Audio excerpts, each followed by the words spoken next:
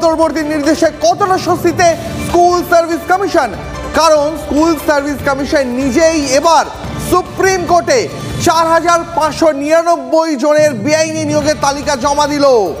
৪৫৯৯ জনের তালিকা সুপ্রিম কোর্টে জমা দিল এসএসসি। কি হবে তাহলে এই প্রায় ৪৫০০ প্রার্থীর ভবিষ্যৎ, জানবো বিস্তারিত সহকর্মী শ্রাবন্তী সাহার কাছ থেকে। শ্রাবন্তী,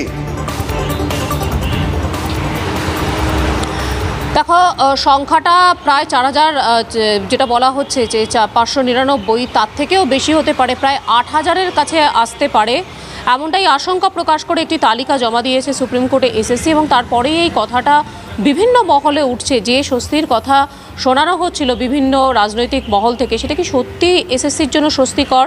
তার কারণ যদি এসএসসি প্রথমত এই তালিকাটা জমা দেয় এবং এসএসসি যদি নিজেই স্বীকার করে নেয়, আগের দিনের সাবমিশনে তারা জানিয়েছে যে ২৪,০০০-এর মতো ১৯,০০০ অ্যাটলিস্ট যারা বেআইনিভাবে চাকরি পেয়ে থাকতে পারেন, এরকম একটা আশঙ্কা প্রকাশ করেছেন নিজে এসএসসি। তাহলে নিজে যে নিয়োগকারী সংস্থা এই ধরনের আশঙ্কা প্রকাশ করছে, তাদের যদি সত্যি এই ৫,০০০ জনকে বাদ দিতে হয়, তাহলে খুব স্বাভাবিকভাবে প্রশ্ন উঠেছে যে যারা চাকরি পেলেন তারা নিশ্চিতভাবে অর্থের বিনিময়ে চাকরি পেলেন। যদি তারা সত্যি আরও বেশ কিছু নেতৃত্বের নাম বলে দেন, তাহলে কি সত্যি এসএসসি সেটা পারবে? তার মানে এটা এই মুহূর্তের অন্যতম বড় খবর যে এসএসসি সেই তালিকাটা দিয়ে দিল। মানে এসএসসি স্বীকার করে নিল যে এত জন, যে তুমি সংখ্যাটা বলছো যে ৮০০০ হয়ে যেতে পারে, অযোগ্য চাকরির প্রার্থী রয়েছে। বারবার সরকার, যারা শাসক দলের নেতারা রয়েছেন, বারংবার এটা বলেন যে কোনো কিছু প্রমাণ হয়নি, যে যারা দুর্নীতি হয়েছে নিয়ে বারংবার অনেক কথা তারা বলে থাকেন।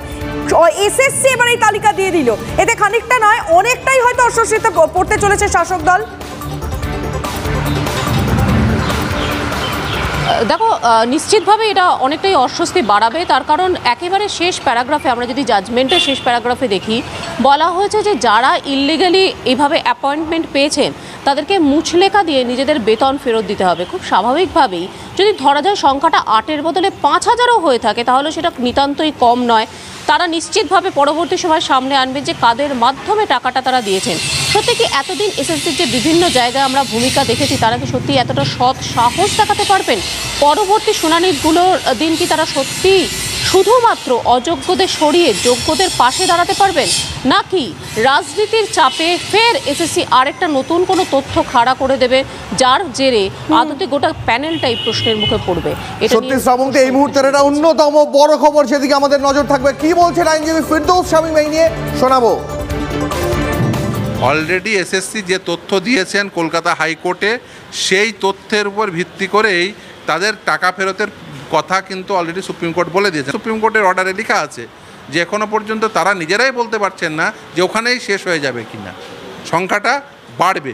আমরা বলছি যখন সম্পূর্ণ তালিকা দেবেন তারা, আমরা নিশ্চিতভাবেই দেখিয়ে দেব এই সংখ্যাটা আরও বেশি বাড়বে।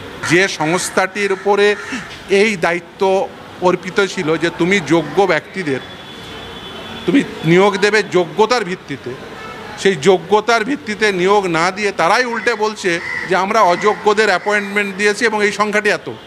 মানে যে সংস্থার উপরে জনগণ বিশ্বাস রাখত, সাধারণ মানুষ বিশ্বাস রাখত, সেই সংস্থাটি আর বিশ্বাসের পাত্র হয়ে থাকলো না।